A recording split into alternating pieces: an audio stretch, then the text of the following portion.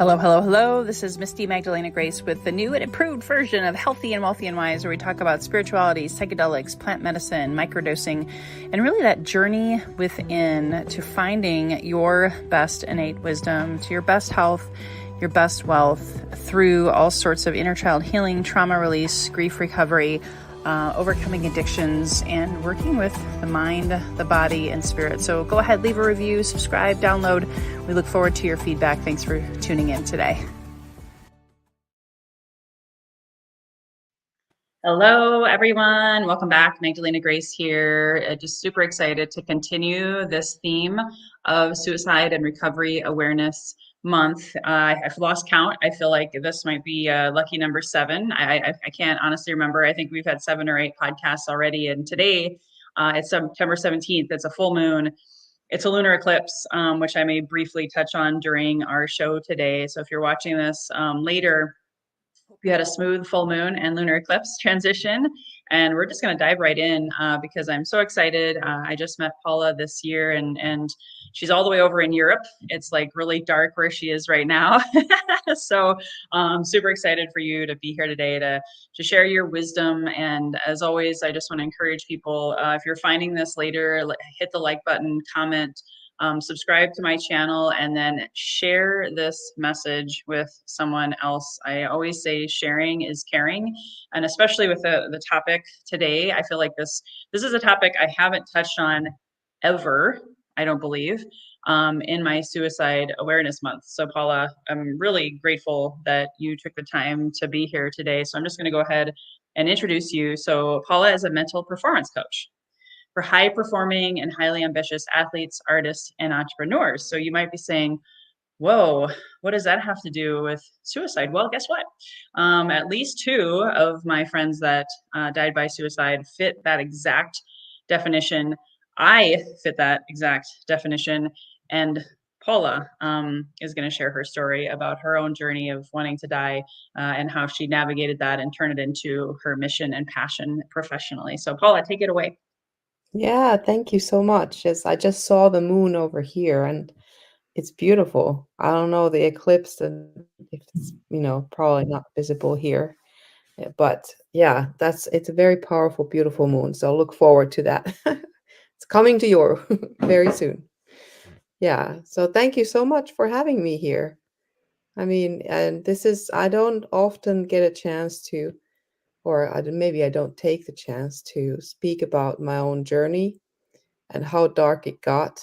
And so I'm very grateful to you because it's challenging for me to get to that place and to open up in that way. But I know that if it can help one person, it's all worth it. So yeah, I was trained in ballet, so my whole life was dance. And as many people probably know, it's quite a harsh world. There's a very specific type of body that you're supposed to have, and how tall or short you're supposed to be, and the very stereotypical in that picture. And if you don't fit in the picture, and even if you do, it's a lot of criticism, and most of the criticism came from me, right? Like I'm critical of me, perfectionist to the highest levels. And uh, at some point I knew the only thing I wanted to do was dance. But I also look at myself in the mirror and I compare with the others. And I'm like, I don't look like a dancer. I don't look like a ballet dancer. I'm too short and I'm not skinny enough. So it was kind of like that shut down my world in a way that I didn't believe in myself. I never did, and I never had the confidence, and I never really spoke out my dreams because I thought it's not worth it. So I didn't live authentically. And this is easy to say now, but I didn't even realize it. And until the point, well, I didn't realize it even when I went into depression and things. I mean, I didn't know why that happened, but I did after I had 2 kids. It was kind of the end of pretending for me. And I mean, at least for me, it was like you cannot pretend if you have a baby and 2 kids. You can't pretend to be anybody else but you. And I had never lived like that. So it was too much for me to face myself. And so I was very depressed for 7 years. And in this depression, most of the time, I wished that I would not survive. Like I for most of the time, I wish something bad would just happen. I mean, I know a lot of people who have the same, like, wish to die, and I did try a couple of times, and, I never even I mean, I was married then, I got divorced afterwards, but I never even talked with my ex-husband about it. Never ever did we ever talk about it, to this day, ever. And it's not something that has been openly ever discussed. And I know that one time I actually told my sister after the fact that I had taken some pills or something, and I couldn't believe how shocked she was. Like didn't dawn on me how dramatic that is. If it had happened, like, I would not have been here. And I just told her, I was like, "Oh yeah, I did this." And obviously she was, not very happy about that and was very shocked. And it was a traumatic event for her because I'm her only sister. It didn't dawn on. I was so dark in a dark place at that point that I didn't realize what an effect it has on people around me. Because I thought, of course, I'm not worthy of anything. I'm better off not being here. And it's the only thing that kept me probably alive even through the whole thing is my kids. I was like, if anyone in this world needs me, is my children, and nobody else. Like nobody else would be better off. But I knew that was what kept me alive because I knew my kids only have me, the only mother they have. So and then obviously I am glad that I survived the whole journey because that gave me now the fire. I mean, not immediately. I didn't come. I have done a lot of work and a lot of analysis and not a lot of looking back and realized, okay, this is kind of my path. And now I'm helping people who are maybe on a similar path, high achieving perfectionists. You want this and you're very critical about yourself in so many ways. And then so if I can give some tools to someone to kind of have a little more distance, something that you don't have to go to such a deep and dark place, that it can be prevented, then Mm, that's why I do it. amazing. Thank you so much. I just want to acknowledge the bravery and the courageousness that you experienced then to stay here on this planet and now and sharing it. And then, of course, I have lots of questions for you, but Mhm. I just wanted to share some stats really quick because I haven't shared any stats yet this month. And you made me think of this because it is really painful to me how many people suffer in silence. And I do want to go there, but suicide rates, just so you know, have increased approximately 36% since the year 2000 to 2022. Suicide was responsible for about 50,000 deaths in 2022. They say on average about every 11 minutes. So we've almost been on this show for 9 minutes. So just think about Yeah. that for a second. Let that sink in. And then the number of people who think about or attempt is even higher. In 2022, which was the last statistics I could find, an estimated 13.2 million adults seriously thought about suicide, which I'm not sure how they got that data. 3.8 million planned an attempt. My last guest talked about his suicide note and how he was getting ready, to do that, and then he changed his mind, thankfully. Mhm. But 1.6 million every year attempt. Mm. And I know a nurse who I met through the plant medicine healing community, because you can about imagine, she was in the ER and specialized in the attempted suicide intake. Oh, wow. So basically, I don't want to get too graphic, but you can imagine she was a wreck, Mm. and needing that healing. So since you're in the space now as a mental performance coach and you work with high achievers, and since I've never really talked about this, kind of like I don't want to say target market, but what do you want to say? Group of people. Mhm. Because I definitely am a recovering type A overachiever, not just high achiever, but overachiever. Why do they stay in silence about this? Why did you stay in silence about this? I think it's something about shame and pride at the same time. It's like, well, I'm supposed to, I've done all this stuff and achieved so high things and I'm supposed to handle this all by myself. And it's a shame. Like I was so ashamed. Like I shouldn't be feeling this way. Like this is wrong and just seemingly I have everything and I've achieved a lot and I have this, but at the bottom of it is this total disbelief in yourself. You don't believe in yourself at all. And you've taught yourself not to believe. And I think this is a process, for a lot of like athletes or performers where you do expect perfection. You do expect every time, even though you expect perfection, yet every time you expect you to be better. You're trying to be perfect, yet it doesn't exist, so you try even harder and more. You're never satisfied, never really good enough in that sense. Mm, And so this shame of, if you would now admit that you're weak, that this is like a weakness, you've succumbed to this situation where you're hopeless and it's seen as weakness. So you don't want to say anything because you think that the outside world is critical about you if you say something. so it's being seen as a failure, being basically, I'm just going to say it, being judged.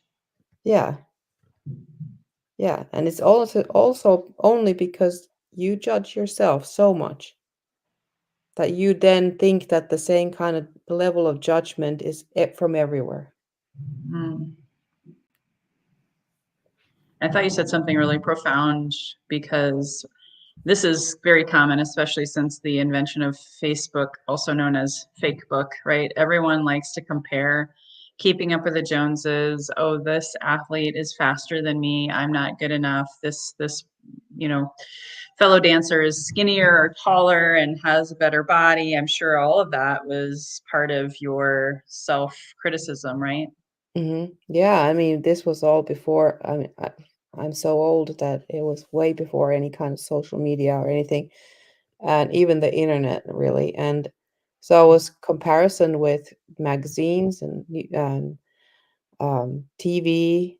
I mean, obviously, and you go see things, and obviously, then you compare with the others.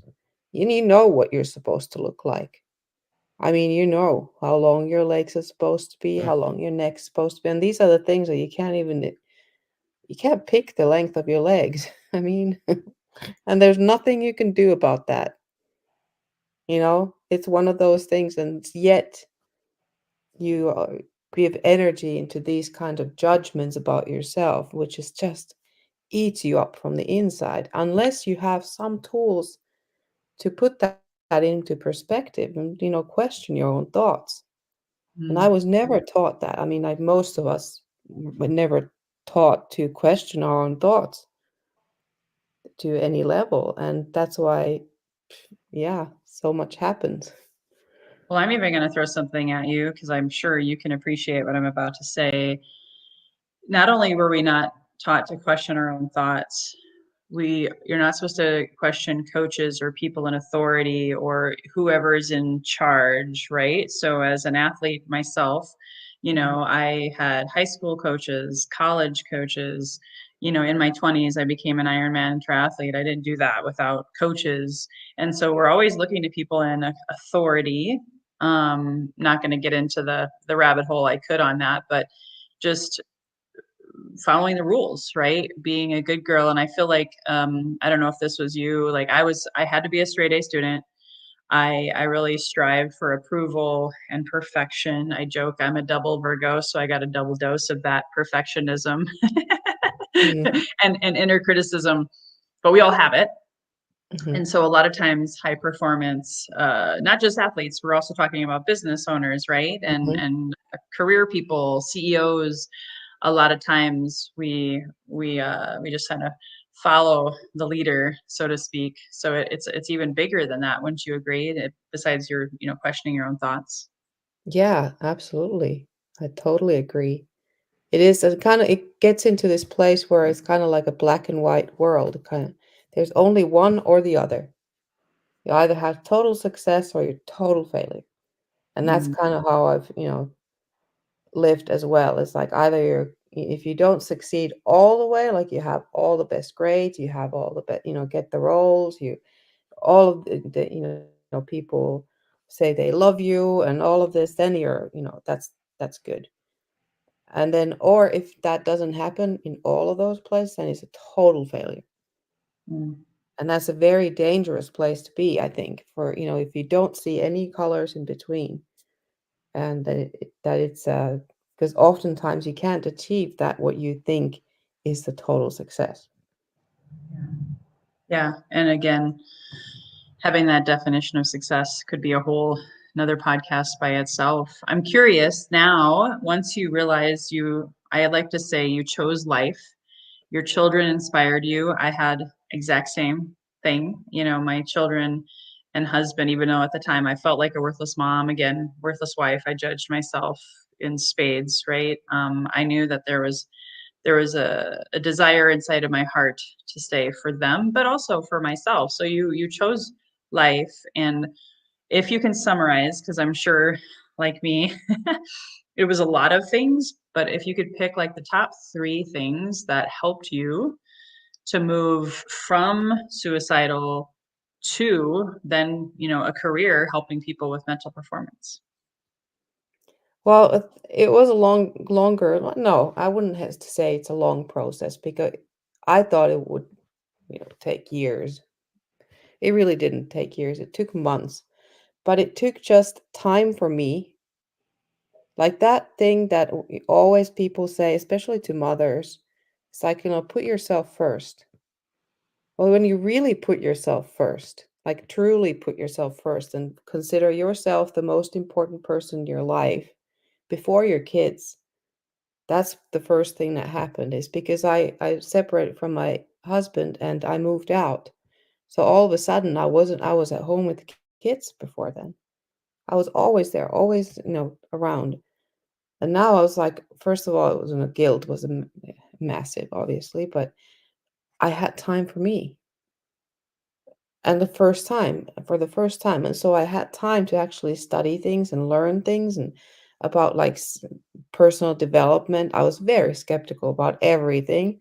However, this was, and I'm not saying this is going to work for everyone, but for me, what worked, first of all, what opened the door for me was when I realized the meaning of the word responsibility in a Mm, totally new way. Until that very point, and that was in January of 2021. I know it exactly like I was in Finland visiting my mom because I'm from Finland originally. And there was no kids around. Middle of the winter, it's like totally dark, like a really long time dark. So you have a lot of night time. And there was a Tony Robbins free event. And I was like, look, I didn't even know who he was. I thought he was a crazy American dude jumping up on the stage and stuff. And so that was my like perception. I was like, all right, well, it's for free. Nobody's around.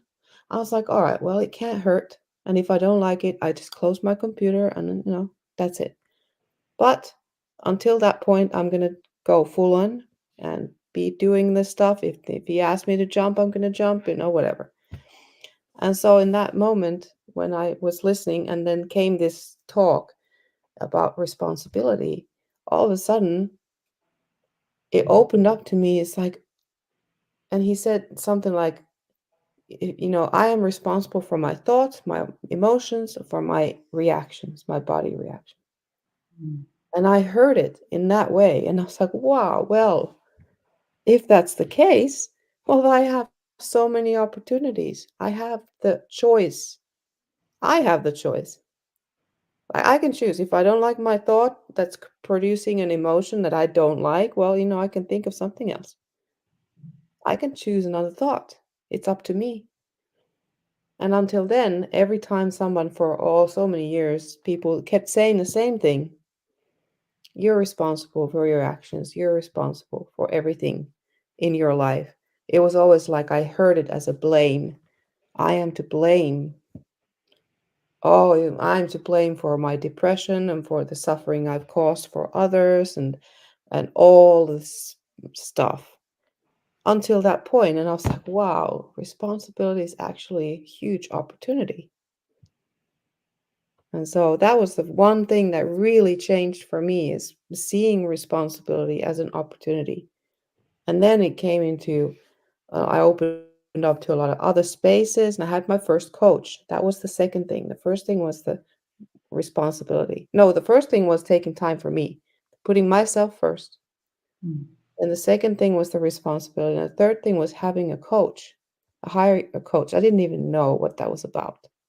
mm, But we kept talking, and then I was like, oh, well, she told me her price, and at that point, I still had some money. So I was like, all right. And that ended up being like the changer for everything. I learned so much of stuff I'd never heard of before, like law of attraction and uh, all these different things about life, you know, just about how you develop yourself and personal development, which for me had been like this, I don't know, somewhere way out there. I don't know. And so that changed a lot. So don't work with her anymore, but when she was totally crucial for that moment in my life. beautiful. I love it. All of that is so good and so helpful. And I love how every one of my guests, I just have to say this really quickly, has been saying different things. So I hope if you're listening right now and you're enjoying this interview, go back and check out the others because each single one has a nugget pearl of wisdom that, whether it's you or someone you know and care about who's struggling with mental health, which again, our vision is to break the stigma because like you didn't talk about it, your sister was shocked, right? I would also encourage people to reach out to someone, right? And we'll talk a little bit more about what you do to help people now here in just a little bit. But you had a coach and that I like what you said about responsibility because I have been a coach, a fitness coach, a business coach, and now I don't use the word coach so much as a guide and co-facilitator of healing, but accountability. A lot of times people get afraid of that word and responsibility. I kind of put them in the same camp because a lot of us have been, I think, programmed with a little bit of a victimization mindset. Like it's my fault. Like you said, I'm not good enough. I'm bad.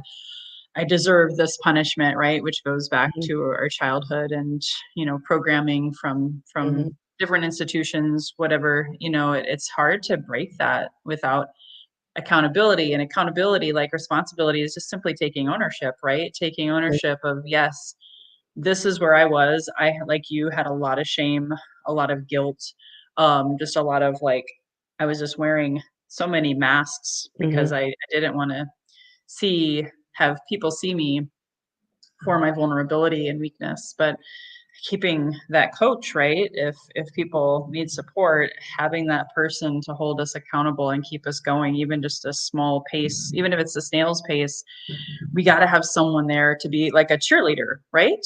Mhm. Or someone who's witnessing your journey, I think, as well. Hmm. Yeah. And preferably not your spouse, I mean, there's so many people out there, especially women. I think since you and I are women, we can have this conversation. A lot of women are, I think struggle with worthiness, submissiveness, codependency, so admittedly, your divorce was probably a huge help for you to be able to stand on your own 2 feet, right? And Mhm. be able to really take care of yourself, even though you were still a mom at a deeper level because you weren't worried about all of the other roles in your life. Well, I think it's all I mean, we have a very good relationship with my ex-husband, and that was always the goal is to be at peace and in friendly and kind relationship, and that's what we have. And so it's a very good thing we probably have a better relationship now than we did before in terms of like not being so judgmental about the other person. And that's Amazing. probably the thing that about the coach. Coach is not a judgmental person. They're there to guide you. They're there to reflect with you and observe. And that's exactly what my coach, that first coach, she was. She Mm, never judged me. I knew that whatever I said or however I came or whatever I did, I had that absolute trust that she's not there to judge me. mm, She's there for me, with me, and it's not about her opinions. She might have an opinion about things, but professional coach doesn't bring it there because her opinion doesn't matter.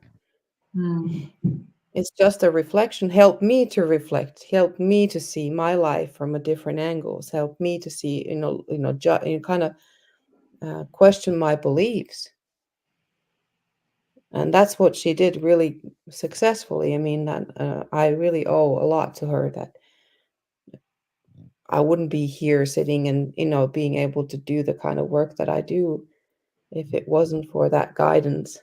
And since then, I've worked with other coaches as well, and everyone brings their own kind of vibe and expertise to it. that's beautiful. Yeah, when you think of Michael Jordan as an example, right? He couldn't have been Michael Jordan without Phil Jackson. So you definitely want to Mm, have someone in your corner, and that's a great transition. I'd love for you to share a little bit about how now, after you've had this journey, which I just want to say this, I personally don't work with a coach unless I know their story. And I prefer to mm, work with coaches who've had a dark night of the soul, who've been to hell and back, who can be in the trenches with you with real authenticity and compassion. Because I've had a lot of different coaches and mentors in my time.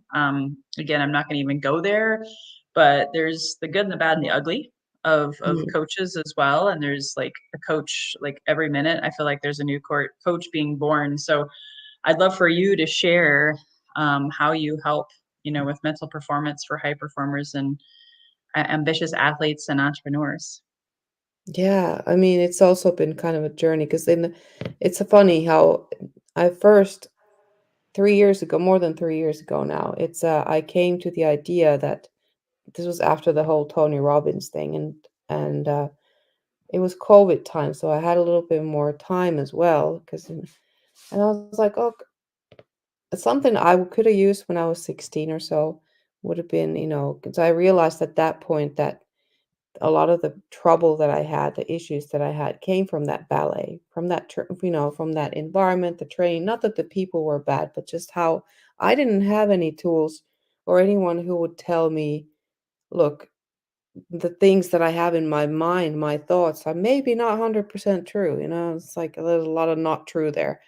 And so if someone had told me that back then, it would have been helpful. So I thought, okay, well, rather than I knew I wanted to help some people, and I have a natural ability to kind of help people uplift themselves and believe in themselves. And it's like, well, I don't want to concentrate on those 40 plus people, age wise as me. I want to help the young people who are still in, that very vulnerable stage where if they get the tools then at the age 16, 17, whatever, 20, and they have these tools that are good for their life, they're life tools, they're tools that you can use at any time, how to step back and observe, how to build your mental strength and confidence and courage and all those things and look at things from different angles, receive feedback, give feedback, all this stuff that I want to help them so that they don't ever, ever in their lives have to go to a place where they're so like deep down in some kind of hole that they can't get out or they feel like they can't get out, like where I was. Doesn't have to be. So, what if they get those tools when they're younger and then they have them and they don't even get to the point where they're depressed or so anxious or so whatever? And get to that suicidal point even, like, not even close. So that's why I built an app in the beginning. It's an app that I built for dancers that has a program, a 6-week program for confidence and mental strength, and then continuing another program. And I built a program for teachers as well, because I realized, look, teachers are not at the same level necessarily, and they have to be supportive. Otherwise, if the student takes the course and they get these tools, if they're not being supported from the outside, then half the stuff doesn't work. So I built this app, and that was the very beginning. I didn't even realize I was coaching, that those things didn't come together in my mind. Huh. I didn't even think about coaching. I was like, I don't know. It just didn't occur to me. And then until someone was listening to what I said that I do, I guide these young dancers through the program, and they talk to me and whatever, and I listen, and so yeah, it sounds like coaching. And I was like, oh really? And so that's how I found myself being in the coaching kind of space. It wasn't an intention that I said, okay, I want to become, but then I was there, and then I got a certification because I was like, well, there's probably a lot of tools that are already there, and I don't have to reinvent any wheels. Why don't I learn some, structures and things that have already been out there? Like, yeah, and that has been helpful too, because why not take the tools that are out there and use them if they're useful for you? And so that's what I did. And then I've been a little bit in different areas of coaching, and I kind of returned back to what's the that's the fire in me, is for athletes, dancers, other performers, and entrepreneurs, and that's what I do. That's beautiful. I love that. And you talk about in your bio, which everyone, again, always know that my guest full bio contact information is always in the show notes. You talked about building resilience, and both on and off the field. Do you have any quick tips? I know that this is, Suicide Awareness Month. So however, whatever audience you feel you can speak to right now, how does someone build resilience through their mindset when they're struggling? Well, one thing that has been really helpful for me, first, I really was very, very skeptical about this. And if someone is in a space where, you are low, and then everything seems very dark. But if you can, in any point of time, take a little step back and just observe, even a tiny little moment of your life, and reflect or observe that moment. And the best way to do that without like straining your mind too much, because I know that if you're depressed or if you're in a dark place, everything's too much. And if you can take a moment and then describe that moment in the third person, like yourself as a third person. I would say Paula is sitting there. She has this, turquoise background, and she has this, stripes in her shirt, and she's talking. She's using her hands, and she's talking. And this is like the way that you kind of just a tiny little thing. It doesn't have to be a whole day or even a half a day. It can be a 2 minutes fraction of your life. But if you can do that, you have a different perspective, one for that little thing. And it can be that tiny little hole that's being poked in that darkness that will give you hope, and that might even give you enough strength to open the hole a little bit more and to let the light in instead of it closing. So that's at least something that has worked for me. Beautiful. Beautiful. And this is, I don't know how many people will see this in time. It's a full moon today, a lunar eclipse. So if you're seeing this, and even in the next couple of days or any full moon, I just want to throw a quick tip out there, Paula. I hope you don't mind. A full moon is when I have my own little ritual where I let go of the shit that doesn't serve me. Let that shit go, right? Any of the monkey mind, the inner critic, the things that are holding you back, the self sabotage, the limiting beliefs, whatever it is that you're becoming more aware of and observing in your life. If it calls to you, use this time to just have a ritual and burn a candle, maybe even write out what it is that you're letting go of and say, I thank you for the lessons. Sacred fire, please, burn this all away, and then take an aligned action for you that goes with whatever it is you're letting go to embody the experience. I mean, as an athlete, I know that that was where I learned the best was actually by running, being out there and performing, but bringing the body mind together.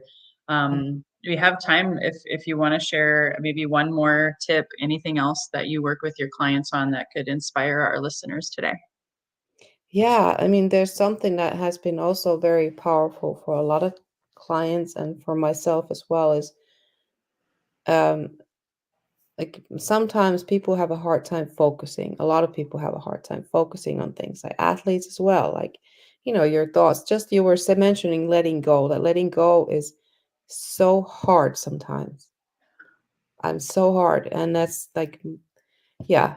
And a lot of athletes, they also struggle with that. And just today I had a client who a young badminton player, and he has a big match coming this week, and his thoughts went back to last year, and then how his last season wasn't really the perfect season, and all of this, and it's like, all right, well, now how do you just let go in that moment where you really have to focus on right now, like when he goes and plays the matches? You can't allow your mind to go somewhere else. And so what has worked with him, with also with myself, is something you do every day. Like for athletes, when they put on their gear, I work with American football players as well.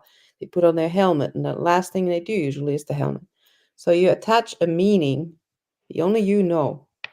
You decide, okay, when I put on my shoe, when I tie my laces, when I put on that shirt, in the case of the football players, when I put on my helmet, whatever it is, you don't even have to be an athlete. You just have something that you do. I brush my teeth, for example. We all do that every day. And so you attach a meaning to it where that is the thing. Like, okay, every time I brush my teeth, that's the moment where I'm just gonna like, well, while I brush my teeth, I'm letting go. This is the moment where I let go. This is the moment where now everything that's past is now behind me, and now fresh teeth. No, not fresh teeth, but maybe fresh breath. Hopefully you don't lose your teeth while you brush them, yeah. But, you have fresh breath. All right. I spit out the water, I spit out all that stuff. I, take some water in and make sure that it's all washed out. Well, that might be just the thing. You do that every day. Every day you let go. So you attach a meaning to something that you do anyway. That's something, some meaning, whether it's a focus, whether it's a letting go, whether it's whatever it is. But that is something for you. It's personal. Nobody ever has to know other than you. Love it. Beautiful. Thank you so much. That has so much meaning for, I think, anyone, whether you're an athlete, a business owner. I even have my picture of myself as a baby sitting on my desk so I can always Oh, remember I have to one here too. I don't it's right in front of me on the wall. Yay. Yeah, just to remind us, right, that we're all inner children just wanting to come out and play and to not take life so seriously. So I love that little I forget what they call that. There's a brain, heart or head and a body Mm. connection with that. Cool. Well, we just have a couple announcements, and then I have one final question for you, Paula. Since this is your first time on my show, I always have first-time guests answer a closing question. So we'll get to that after a word from our sponsor. If you're struggling with mental health, this sponsor and working together with Soulvine and myself may just be the thing that helps you snap out of it. So here is that, and we'll be right back. Healthy and Wealthy and Wise is proudly sponsored by the Soul Vine, your number one go-to source for ayahuasca microdosing. This ayahuasca is legal. It is the Cappy vine. There is no DMT extract or molecule as a part of it, and it can and will transform your life from the inside out. Supporting the Shipibo tribe from South America, this is my go-to source for healing. Learn more at microdosingforhealth.com. Welcome back. My final announcement. You all know what it probably is going to be if you've been watching my show this month. This Saturday, actually, Paula, you're my only podcast guest this week on purpose because we're getting ready for the biggest event of our lives, me and my beloved husband Emmanuel. And the quote Mark Twain is that I'm going to share with you is the quote for our foundation. And this Saturday is the launch, the celebration, honoring those that we've lost to suicide as well as addiction and the trauma that is left behind for those who are, I guess, survivors or family or friends who are left in the wake of this painful tragedy. And the Mark Twain quote that I've said a few times now is the two most important days in your life are the day you are born and the day you find out why, which, kind of like Paula's story, my story, many of my guests who have had like their rock bottom, dark night of the soul moment, one day, thankfully, gratefully, we wake up to our truth, and the truth will set you free. And we are just so excited to share our stories, share other speakers. It's this Saturday, the 21st, in person here in San Diego. It's 3 to 6 p.m. If you are in another country like Paula or whoever may be watching this in another state here in America, you can watch on live stream YouTube. If you're already a subscriber of my channel, you're all set. You know what to do. If you don't already subscribe, you can go to magdalenagrace.com, and at the very top of that Linktree page is the link. You just got to get notified or remember that it's at 4 p.m. Pacific time. So please share that information with people that you know or care about that are struggling with mental health in any capacity. It doesn't even have to be about suicide or addiction specifically. We're here to break the stigma, to, help more people, be aware of people like Paula or my guest from last week, and to raise scholarship money for those who are left behind, and to be able to help them have mental, physical, spiritual, and emotional practitioners of all kinds, Western medicine, Eastern medicine. It doesn't have to be even medicine specifically. It could be something that Paula provides, for example. We want to build a network because I know for me, it took a village and a ton of money to heal and come out on the other side. Like Paula, she really needed that coach, right? To Mhm. help her to get, and not only get, but stay out of that like funky mind. And she's now, doing that for others. So we want to be able to create this as the rest of our life's work. And so this will be the humble beginnings of that, and would be honored for you to share that information with anyone, and or just attend yourself on the live stream or watch it later. It'll be in my YouTube channel for posterity. So hope you can tune in, tune out. And if you saw value in the show, again, please hit the share button today. So Paula, last question for you. Thank you again for being on my show. Thank you. My show has been called now for 4 years, even though I've switched genres from entrepreneurship to spirituality. The title has remained the same, and it's Healthy and Wealthy and Wise. And when you hear that phrase, healthy and wealthy and wise, what does that mean for you, Paula? I think they all go together for me. So healthy and wealthy and wise, it all comes from within. It's a process. Your health of it you build it from within yourself. And then that's how you project to the world. And the wealth as well is connected to the health. The wealth meaning not only money. I mean, there's a wealth of everything, wealth of joy and just abundance of all kinds of stuff. And it also starts from within because you only see what you believe. And so your beliefs start from within. You can change them. And wise, well, that's the wisdom.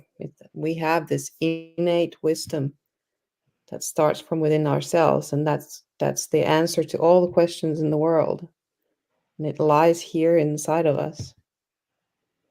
I love it. I always say that the answers lie within, and sometimes that can be scary, right? And you're a testimony to what happens when you go and find and heal through those shadows. So thank you again, Paula. Um, Please do share this episode with someone you know and care about. And until next time, we'll see you all next week for some more powerful, potent messages. So take care of yourself. Here's to your best health, your best wealth, and your best wisdom. Bye bye for now. Thank you so much for tuning in. Please subscribe, download, leave a 5-star rating or review, and also please refer this to a friend you know who may benefit from this inspirational message. We hope to see you again. Please subscribe to my YouTube channel or join my Facebook community. And if you are looking to manifest your best health, your best wealth by trusting your best wisdom within, please go to my website, www.microdosingforhealth.com. Again, www.microdosingforhealth.com to quiet your mind, get into your heart, heal your body, and manifest your best health and your